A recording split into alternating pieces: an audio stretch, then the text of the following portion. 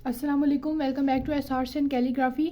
आज हम इंग्लिश के पेपर पैटर्न को थोड़ा सा डिस्कस कर लेते हैं कि उसमें कितनी कितनी मारूजी आनी है और कितना सब्जेक्टिव पार्ट आना है और इसमें पूरे नंबर किस तरह हासिल किए जा सकते हैं।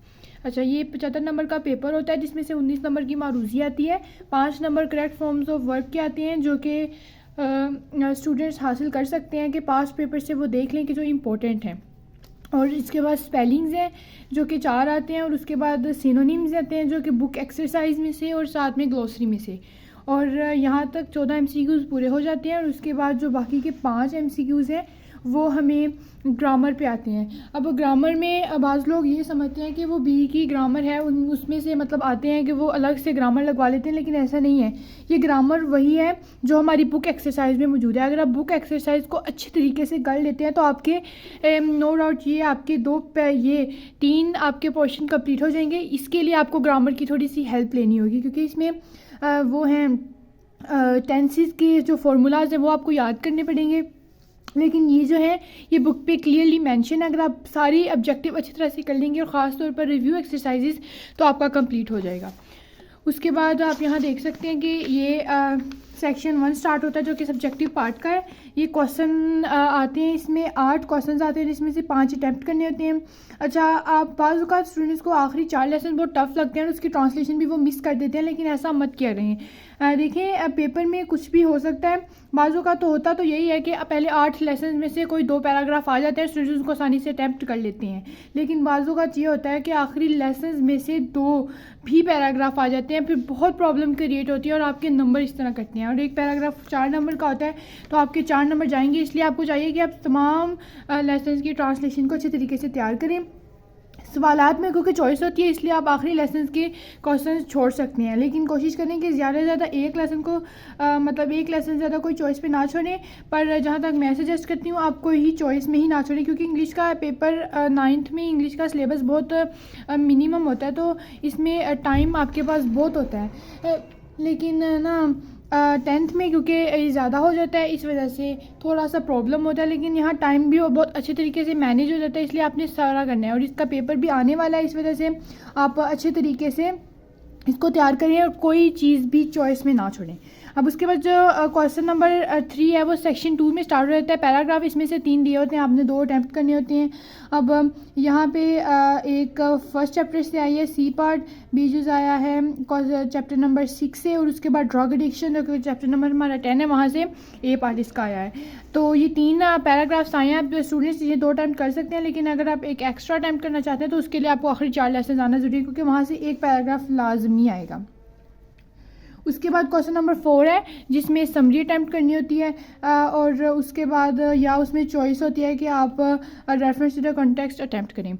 अब बाज़ू का क्या मैक्सिमम स्टूडेंट्स या करें कि तमाम स्टूडेंट ऑलमोस्ट समरी ही अटैम्प्ट करते हैं, क्योंकि इन्हें कहा जाता है कि समरी को अटैम्प्ट करें, क्योंकि समरी में नंबर कटने के चांसेस कम हो जाते हैं। और समरी सिर्फ 2 तैयार कर लें, क्योंकि पूरी इंग्लिश की 9th क्लास में सिर्फ 2 ही पोइम्स हैं, तो वो उसको तैयार कर लें तो आपकी समरी तैयार होती है और आपके 5 नंबर पूरे हो जाते हैं। लेकिन जो अच्छे स्टूडेंट्स हैं वो रेफरेंस तैयार करते हैं, तो रेफरेंस तैयार करने में ये होता है कि एग्जामिनर को पता चल जाता है कि स्टूडेंट अच्छा पढ़ने वाला है, इसलिए वो आपको नंबर दे देता है। लेकिन समरी में अगर आप गलती करेंगे, समरी 1.5 पेज से ज़्यादा ना हो, इस बात का ख्याल रखें। और इसमें कोटेशंस को ऐड ना करें, क्योंकि कोटेशन बाज़ों का तशरीह के मानों में आ जाती हैं, तो वो रेफरेंस में आप बिल्कुल ऐड कर सकते हैं, लेकिन समरी में वो ऐड ना करें। और समरी में अगर आप एक गलती भी करते हैं तो आप 5 नंबर से 3 नंबर पर जा सकते हैं, बल्कि जाएंगे। उसके बाद क्वेश्चन नंबर 5 हमारे पास है जिसमें टेंसेस आते हैं, सेंटेंसेस, उसमें फ्रेजेस भी हो सकते हैं, इडियम्स भी हो सकते हैं और कुछ वर्ड्स भी हो सकते हैं। इसमें भी बहुत चॉइस होती है, 8 आती हैं और आपने 5 अटैम्प्ट करने होते हैं, इसलिए इंग्लिश में चॉइस होने के बावजूद तो स्टूडेंट्स बहुत मिस्टेक्स करते हैं। लोग ऐसे मत किया करें, एक्स्ट्रा लाजमी अटैम्प्ट किया करें और इसका पेपर बहुत जल्दी अटैम्प्ट हो जाता है। और क्वेश्चन नंबर 6 है, उसके बाद लेटर भी पूरी हमें 15 ही कराए जाते हैं, तो आपको चाहिए कि आप स्टोरी और डायलॉग पर हाथ मारने की बजाय लेटर्स को ही अच्छे तरीके से कर लें और कोई भी लेटर चॉइस में ना छोड़ें, क्योंकि कोई भी लेटर आ सकता है। उसके बाद क्वेश्चन नंबर 7 हमारे पास कम्प्रीहेंशन है जिसके 25 पैराग्राफ्स हैं और उसमें से आपने 25 ही करने होते हैं। इसमें कोई चॉइस नहीं आती कि 2 पैराग्राफ आएँ और आप एक को अटैम्प्ट कर लें, इस तरह नहीं होता, एक ही आता है और आपने वही अटैम्प्ट करना होता है। और ये समरी और कम्प्रीहेंशन बहुत कॉस्टली आपको होती है, पड़ती है, ये 10 नंबर की होती है और एक क्वेश्चन इसमें 2 नंबर का होता है, तो इसमें एक गलती से आपके 2 नंबर भी जा सकते हैं। उसके बाद क्वेश्चन नंबर 8 हमारे पास टेंसेस हैं। ये आप ग्रामर टेक्स्ट बुक से कह रही हूँ, आप ये जो पंजाब टेक्स्ट बुक बोर्ड है उससे कर सकते हैं। वैसे वहाँ बहुत ज़्यादा होते हैं लेकिन आपको करने ही हैं, वरना आप चाहें तो पैराग्राफ भी अटैम्प्ट कर सकते हैं कि, या फिर इसमें उन्होंने फॉरेन कैंडिडेट्स के लिए ऑप्शन रखा होता है कि वो 10 सेंटेंसेस अबाउट अल्लामा इकबाल या किसी भी और टॉपिक पे 10 सेंटेंसेस नोट कर दें, लेकिन हमें ये टेंसेस ही कराए जाते हैं क्योंकि ये आसान होते हैं। और इसके बावजूद इसके अलावा बात ये भी है कि टेंसेस अटैम्प्ट हो जाते हैं, इसमें थोड़ा सा वोकेबलरी का प्रॉब्लम आता है मगर वो भी हो ही जाता है और इसमें चॉइस भी बहुत आती है। उसके बाद हमारे पास क्वेश्चन नंबर 9 है एक्टिव पैसिव वॉइस। ये एक्टिव पैसिव वॉइस इंपॉर्टेंट आप सबको मालूम है, पास पेपर से आप चेक कर सकते हैं कौन से इंपॉर्टेंट है, और ये सिर्फ 5 ही आते हैं और आपने 5 ही अटैम्प्ट करने होते हैं, इसमें कोई चॉइस नहीं होती है, 5 नंबर के होते हैं। और इसमें बाजू का वो ये कहता है कि एक्टिव वॉइस की जगह पैसिव वॉइस का टेंस दे देता है, तो स्टूडेंट्स गलती कर लेते हैं, उसको उस तरह कन्वर्ट नहीं कर पाते या उनका वो गलत हो जाता है। तो उसको अच्छे तरीके से देखें, ध्यान दें कि उसको किस तरह करना है और उसने किस वॉइस में उस टेंस को पूछा हुआ है और आप उससे ऑपोजिट में जवाब दें। यहाँ से देख सकते हैं ये मैंने बड़ी हेडिंग दी के स्टार्ट की है। इंग्लिश के पेपर में टाइम बहुत होता है और आप इस तरह की हेडिंग आसानी से दे सकते हैं। उसके बाद ये मैंने शॉर्ट क्वेश्चन अटैम्प्ट किए हैं।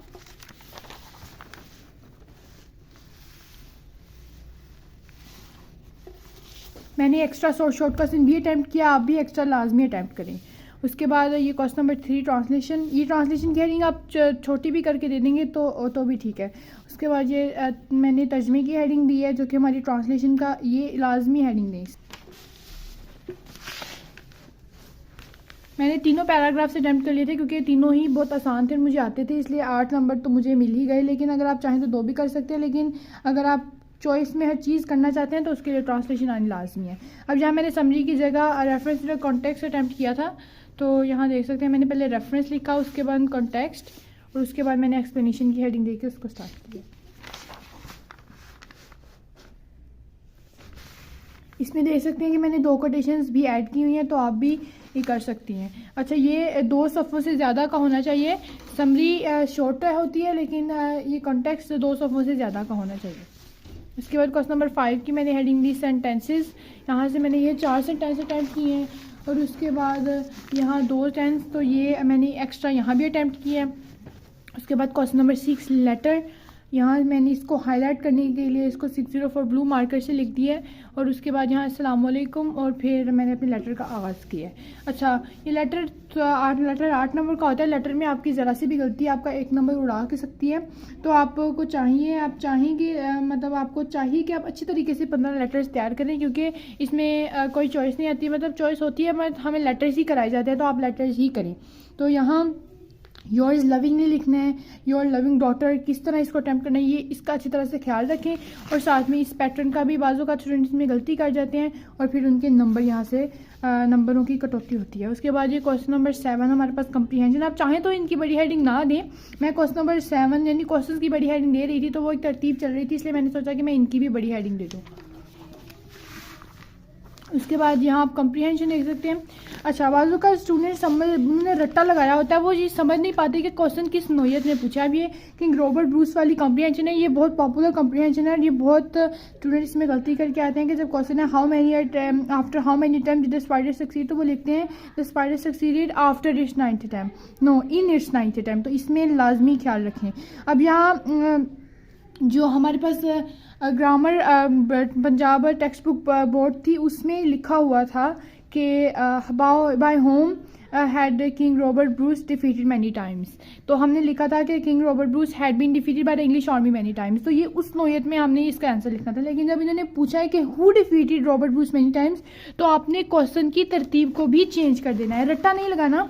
हाँ, आंसर आपका वही होगा लेकिन आपने उसकी तरतीब को चेंज कर दिया, क्योंकि आंसर हम कंप्रीहेंशन का हमेशा उसी अंदाज में और तरतीब में और टेंस में देते हैं जिस टेंस में उसने पूछा होता है। तो यहाँ मैंने King Robert Bruce had been defeated by the English army many times की जगह the English army defeated Robert Bruce many time लिखा है। और आप यकीन करेंगे अगर आप इसमें कटिंग करेंगे तो आपके दोनों नंबर जाएंगे। कटिंग से लाजमी गुरेज करना है।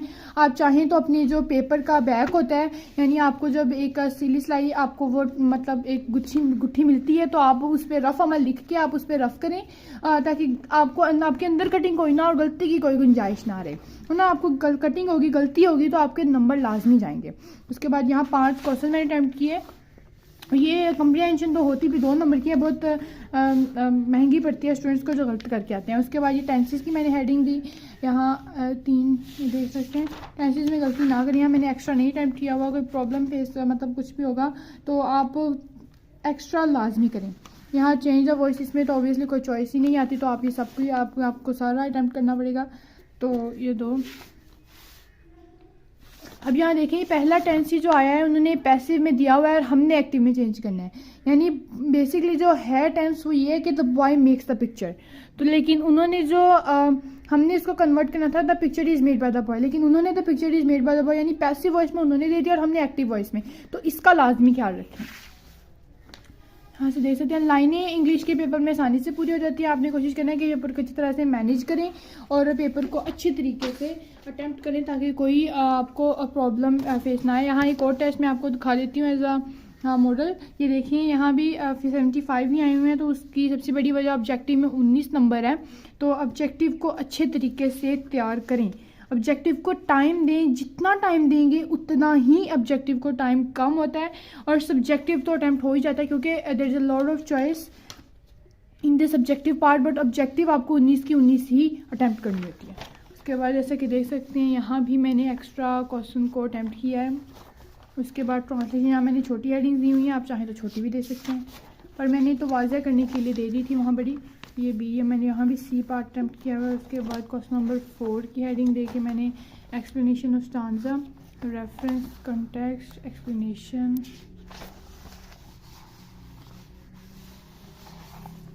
उसके बाद टेंसेस एंड टेंसेस आ जाते हैं, इसमें से मैंने भी यहाँ 6 अटैम्प्ट किए हैं। चॉइस पे लाजमी करें आप ताकि गलती की कोई गुंजाइश ना रहे। मेरी राइटिंग थोड़ी सी कंजस्टेड है, इसलिए आपको लग रहा होगा कि लेटर बहुत छोटा है या जो भी मैं लिख रही हूँ वो काफ़ी छोटा है, लेकिन इस तरह है वाकई मेरी राइटिंग कंजस्टेड है इसलिए लग रहा है। लेकिन बाजू का जो स्टूडेंट लिखते हैं उनका लेटर 1.5 या 2 सफ़े तक चला जाता है, मेरा 1 सफ़े से ज़्यादा लेटर नहीं जाता। ये कम्प्रीहेंशन है हमारे पास। कम्प्रीहेंशन में चॉइस ना छोड़ें, कम्प्रीहेंशन कोई भी आ सकती है और आपके 10 नंबर जाएंगे अगर आपने वो तैयार नहीं की होगी। हाँ देख सकते हैं मैंने यहाँ एक्स्ट्रा भी अटेम्प्ट किया था।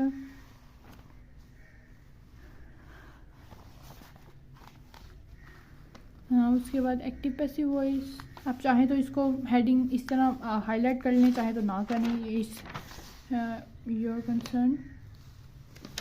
तो आई होप कि आपको इंग्लिश के अपकमिंग पेपर के बारे में कुछ इन्फॉर्मेशन मिल गई होगी और आपको पता चल गया होगा कि ऑब्जेक्टिव की कितनी अहमियत होती है इंग्लिश के पेपर में, और आप सब्जेक्टिव को किस तरह अटैम्प्ट करना है ये जान चुके होंगे। नेक्स्ट वीडियो में हम किसी और टॉपिक के साथ हाजिर होंगे, तब तक के लिए।